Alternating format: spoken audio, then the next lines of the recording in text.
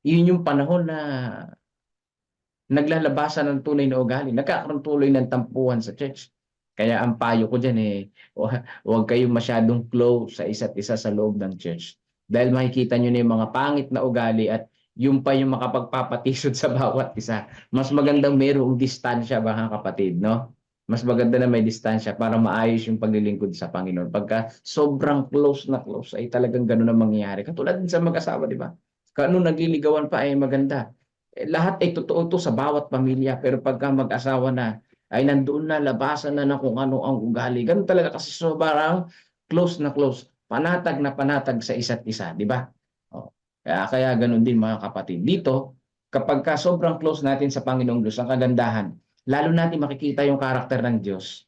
At lalong makilala ng Diyos yung karakter natin. At lalo tayong magsasabi sa Panginoon ng kapatawaran sa ating mga pagkakasala.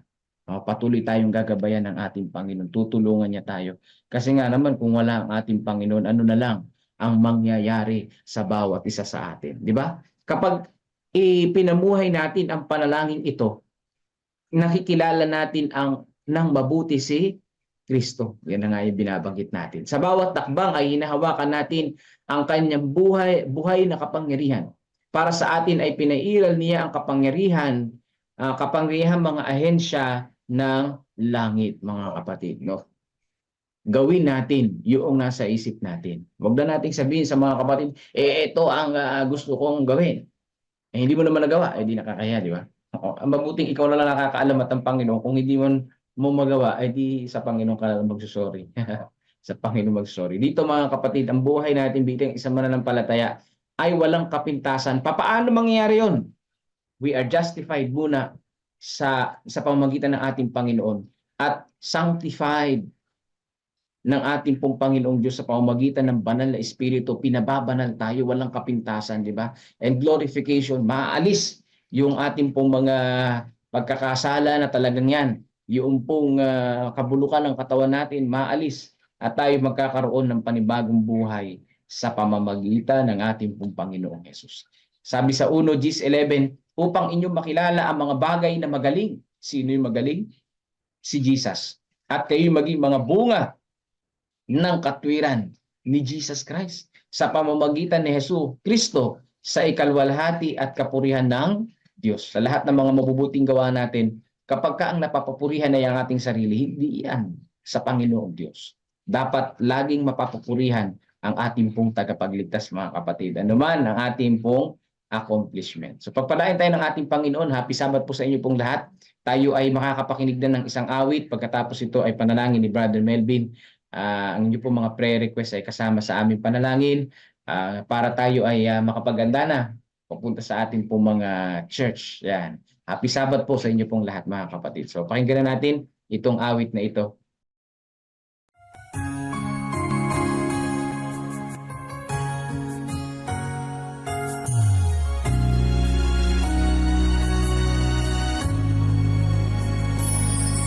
Your heart's in your hand, feel it beating, it's fate you decide by the choices you make.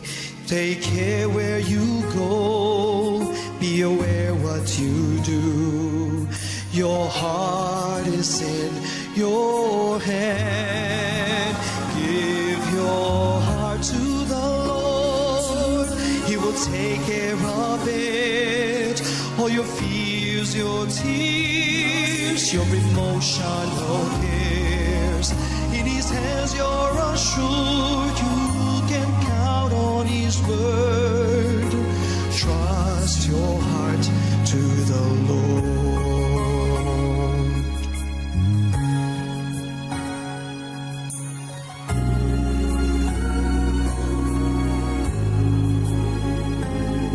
If your heart has been broken too many times and life is so bad, you just want it to end, it's time that you send a prayer up to heaven, putting your life in His hand. Give your heart to the Lord.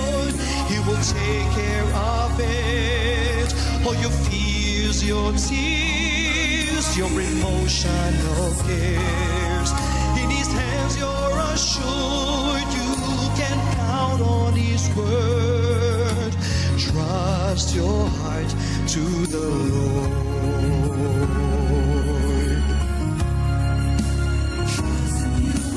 God is the answer, is all that we need. He will hear you, He is near. Give your heart to the Lord, He will take care of it. All your fears, your tears, your emotional cares. In His hands you're assured you can count on His word. Trust your heart to the Lord.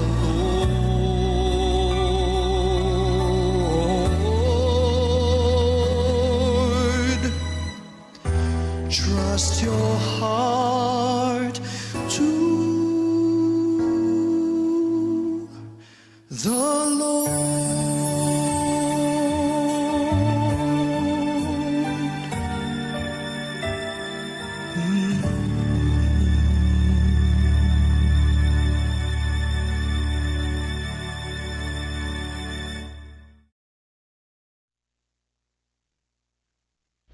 Amen po mga kapatid. Trust your heart to the Lord.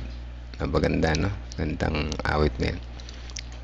May pwede yan itapat dito sa ating lesson na walang kapintasan.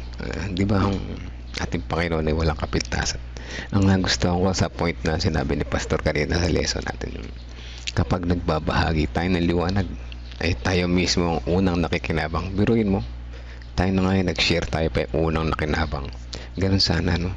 Na kapag tayo na ngayon nagbahagi o nag-share, tayo pa yung unang nakinabang. Pero hindi ito tinatawag na personal interest, mga kapatid. Ang sinasabi ni Pastor ay kapag tayo ay nagbahagi ng salita ng Panginoon, o tayo ay nagbahagi, o tayo ay nangangaral, o tayo ay nag-share ng kanyang pagmamahal at kabutihan, tayo yung nakikinabang. Bakit? Bumabait daw tayo, nababago yung ating ugali unti-unti, di ba? Sana all. Nakakatuwa na sige, lagi ko yung sa isip, mga kapatid, naway kayo rin, ano? Kapag tayo ay nagbabahagi ng kanyang pag-ibig, maging ano pa mga kapamaraanan, nagbigay kayo ng Bible study, nagbigay kayo ng tumulong kayo sa kapwa na nabibigatan sa buhay, sa ano pa bang pamaraan, ang ating tayo ay kumbaga unti-unting nababago. Maaari nating makamit yung walang kapintasan yan, ano? Hindi yan imposible, kasi may example lang ang ating Panginoong Hesus, ano? Kaya lang talagang tayo ay marurupok talaga, ano po. Paminsan-minsan tayo natudulas pa din, at hindi ko maitatanggi yan sa aking sarili, no? Talagang si Satan ay alam niya ang ating kahinaan, gagamitin niya mga tao at kung ano-anong bagay na kung saan ay palagi tayong natitisod. Andyan yung gadget na nakakatisod dyan. Nandyan yung ating mga tao na nakakapaligid sa atin na nakatisura natin. Minsan gagamitin ulit yan ni Satan, ano? Pero huwag tayo mag-alala. Anong sabi ng awit? Trust your heart to the Lord. He will take care of it. Yan, napakaganda, no? So, bagaman tayo marupok, may pag-asa pa rin, ano? May pag-asa pa rin na tayo ay talagang basta't kumunik lang kay Jesus. May pag-asa, araw-araw connection, hindi pwedeng ngayon lang, bukas hindi na, dapat araw-araw na. Sabi natin, Remy, pakisapa po muli ang aking anak na si Lilet sa panalangin, mga kapatid, na naway tuluyan ng gumaling sa tulong ng ating Panginoon. Sige po, sama po natin ulit sa panalangin si Sister Lilet. At sabi ni Sister Fina, pasalamat sa ating Panginoon at nawawala-wala na yung sakit ng aking gulugod. Ganon din sa aking tagiliran. Panalangin pa rin nakagalingan at lahat na may karamdaman. Yes po, praise the Lord, ano po. At basta't po, Nanay Fina, ang natatandaan kong pumasok sa aking isipan sa ating mga kapatid, ano, marami sa atin dito yung may mga karamdaman. Ang kagalingan, ang Panginoon na nakapagbibigay, pero nasa ating dapat disiplina. Kung gusto daw natin ng kagalingan, change your lifestyle. Ayan, napakaganda, no? Change your lifestyle. Yung mga kinakain natin, palitan na natin. Yung ating oras ng pagtulog, palitan natin, hagahan natin, mas habaan natin pagtulog. At yung ating pagpapaaraw dati, dahil natin maaraw na itim tayo, magpaaraw tayo. Baguhin natin na exercise, lalo na. Daig daw ng may sakit na nag-exercise. Yung walang sakit na hindi nag-exercise, totoo yun mga kapatid. Masahaba pa ang buhay ng mga may sakit na nag-exercise kaysa sa walang sakit na hindi nag-exercise. Yan, magugulat kayo, mas mahaba ang buhay ninyo. Ano po? Praise the Lord dyan sa mga information na yan at ating tandaan yan. Mag-exercise tayo tuwing umaga. Totoo yung awit na yan, ano? Kaya ayan, dahil sa ating mga pagdidevotion, marami tayong natututunan. Hindi lang yun, mga health tips pa, ano po? Kaya tayo tuloy na pinagpapala ng Panginoon. Muli, tayo ay manalangin yung umaga nito. Sama natin mga panalangin niya ating mga sa Broderick, pakisama po ako sa prayer. Yan, siya ngayon ay sinasama natin si Brother Rudy. Let's pray po mga kapatid. Ang banal na makapangyarihan sa lahat, salamat po muli sa umaga na ito. Salamat sa panibagong buhay, panibagong kalakasan, panibagong pag-asa na nagmumula sa inyo. At higit sa lahat, sa panahon ng isang araw na kapahingan, sa buong isang linggo nagdaan, pagod, sa mga gawain, kaliwat kanan, naway patuloy na kami ay palagi niyong i-comfort sa aming mga stress sa buhay.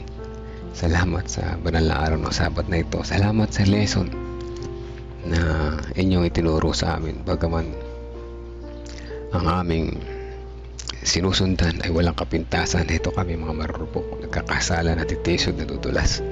Ngunit sa pamamagitan po ninyo, alam namin, kapag aming ipinagkatiwala ang aming puso sa inyo, ito'y inyong iingatan, kaya ng sinasabi sa awit. Maraming salamat po sa pangako, pag-ibig, at sa kabila ng inyong kabutihan, ito kami pa rin makasalanan. Patawarin niyo po kami sa aming pagkukulang at pagkakasala. Sa pagpapatuloy, nais namin isama muli sa panalangin si Sister Lilette, na siya ay patuloy niyo pong ipuin ang inyong pagpagaling na kamay. At sa kanyang pabalik-balik na sakit, naway mahusay na doktor na inyo ipapadala sa kanya, makita ang ugat ng kanyang pinagmumula ng kanyang sakit. At gayon din patuloy namin na dadalangin na ang kanyang buong pamilya ay patuloy na makita inyong pag-ibig, ay buuin siya ng inyong mapagpagaling na kamay, at siya ay makarecover, bigyan siya ng malakas na resistensya.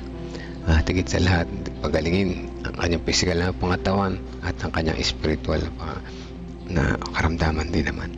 Amin din sinasama sa panalangin ang pasasalamat ni Nanay Fina na unti-unti na nawawala ang kanyang pananakit sa kanyang gulugod at sa tagiliran. Pero patuloy namin siyang idinadalangin na total healing, improvement araw-araw ang kanyang maramdaman, na sa tulong po ninyo kasama ng iba pang mga may karamdaman sa kanyang pamilya.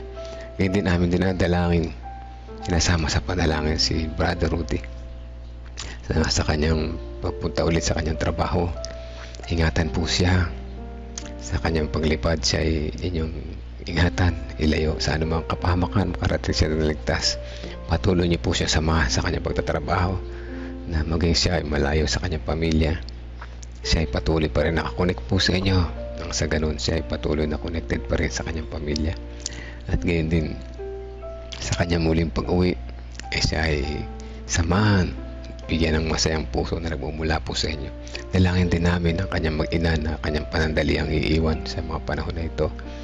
At sila ay rin samahan, ilayo sa anumang masamang karamdaman. At higit sa lahat, kaligayahan ng puso at isipan na nagmumula po sa inyo, kanilang maranasan kasama ng kanilang pamilya. Amin din panalangin ang iba pang ang asawa ni Sister Leonora Cujo Capietes. At siya ay nakalabas na sa heart center, at siya po ay inyong patuloy na pagalingin kung ano man ang kanyang kalagayan sa mga oras na ito. Ipuin po siya ng inyong mapagpagaling na kamay, ipagkaloob po sa kanila ang kanilang mga pangailangan, lalong higit sa pinansyal at moral support. At gayon din na kagalingan na nagmumula sa inyo ay ipagkaloob po sa Kanya at sa Kanyang pamilya, hindi lamang sa kagalingan pang pisikal na pangatawan, higit sa lahat sa kagalingan pang espiritual. Maging matatag nawa sila sa kanilang pananampalataya patuloy araw-araw, ano pa mang pagsubok ang dumating sa kanilang buhay. Sa pagpapatuloy nais namin sa panalangin, isama sa panalangin ang iba pang mga kapatiran na nakikinig ngayon. Dalangin namin ang mga pamilya na namin dito na nakasama sa Prayer Warriors. Ingatan kami sa maghapon, naway masaya maging buong maghapon namin sa araw ng Sabat na ito. Maitaas ang papuri sa inyo at makalayo kami sa anumang tukso na mapagpapawala sa amin sa atensyon. Naway sa simula sa araw na ito, kaming mga nakikinig na nanalangin sa inyo, mailayo namin na aming mga sarili sa gadget, sapagkat ito ay tunay na pagpapawala ng pagiging banal ng araw ng Sabat. Naway ito ay aming disregard sa araw na ito at makapokus lamang kami sa inyo. Salamat namin sa panalangin Sister Ana Rosbel Tolentino na Hermino sa kanyang good health. Patuloy na kagalingan namin dalangin sa kanya at patuloy na maging matatag sa kanyang pananampalataya. Gayon din ang good health para sa anak ni Sister Medin Pilero Cotaw na si Haray Cory. Family na rin ni Ate Milen, sama ng kanyang mga anak at mga apo. Kalusugan din ng pamilya ni Sister Rose Cruz Encarnado, amin dalangin kagalingan sa sa kanilang pamilya, kung sino man ang may karamdaman. Gayon din sa family ni Sister Dang de la Cruz. At ang aming hanap buhay ay niyo pong palaguin. Pang kami rin naman na maging pagpapala sa iba. Kasama rin na yung patuloy ang mga Bible students. Kasama na rin si Conrado Generoso Canto, naway isang araw ay kanyang matanggap ang inyong kabutihan, ang inyong inaalok na pagmamahal, ang inyong inaalok na kaligtasan. Makasama na siya ng kanyang buong pamilya sa pagsamba. Ngayon din kasama rin namin ang family ni na Mike and Martha Mamaril, ni family nila Tata Cesar and Heidi De Leon, na sina Christopher, Kenneth, Empo, Hazel at Aaron, at ang mga Bible students niya sa Tabacaw, San Antonio, sa Gapan, sa General Triñas, at lalo yung sa San Leonardo. Naway patuloy niyo pong palakasin ang simbahan na ito. Maliit na simbahan, nagsisimula at sila ay masipag, patuloy silang maging matatag sa ano pa mang pagsubok na dumating sa kanilang buhay. Sa pangunguna ni Ate Reby at ang kanilang layman na si Brother Sunny. At aming patuloy sinasama sa panalangin ng kagalingan sa bawat isa na may sakit. Kasama namin si Kuya Delphine Cau, si Pastor Alex Rigor, Kuya Bobby, Ate Lorna, Ate Gigi Concepcion, Gregorio Santin, si Tatay Pentong, si Kuya Jerry Porpon, si Ma'am Sheila Kasamurin. Kasama na rin si Sister Melody Ronas Tibayan sa kanyang kagalingan, sa kanyang sakit. Sister Dora Magana, kasama na si Sister Nena Salazar, ay sila hipuin din ng inyong mapagpagaling na kamay sa kanilang karamdaman. Ang anak ni Brother Resty Larete na si Baby Josiah ay patuloy namin sinasama sa panalangin, at kasama na rin ang comfort sa kanilang buong pamilya sa pagkawala ng nanay ni Brother Resty. Alam namin na kayo ay nariyan, buhay, at nabibigay sa amin na aming pangailangan. Dalangin na comfort sa kanilang buong pamilya sa mga oras na ito ng kalungkutan. Andun din si Sister Janet Salvado ay kasama namin sa panalangin.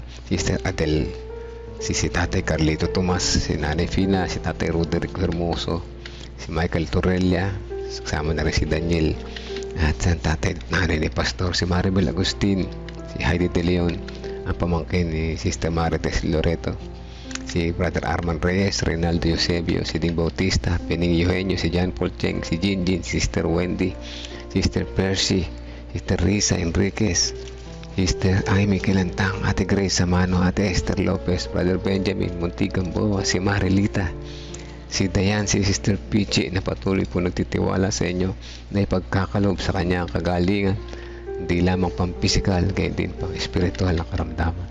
At patuloy nawa siya maging matatag sa ano pa mapagsubok pang dumating sa kanyang buhay. Kasama na rin namin sa panalangin si Romnick, Olivia, Veronica at Rebecca Francisco. Gayon din si Precious Cabasog, Princess Jorquina, si Aril, si Sister Nena, Tia Aning, si Tia Aurora, si Ate Sally Sanchez na patuloy pa rin nagtitiwala sa inyo, si Janet Ontivero, Gina de Guzman, Arturo Duque at Erlinda Duque. Ang mga kapatiran na ito, karamihan sa amin ay malabha ang kalagayan, nag-aalala, ngunit patuloy na nagtitiwala po sa inyo. Alam namin kayo ang dakilang Diyos, dakilang manggagamot, maibigin, at walang hanggang karunungan na kung saan ibibigay sa amin ang pinaka-the best para sa amin. Salamat sa bawat isang araw na dumaragdag sa aming mga buhay na pag-asa na kami gagaling, pag-asa na kami magbabago, pag-asa na kami ay makapapasok dyan sa langit na bayan. In Jesus' name we pray. Amen. Amen.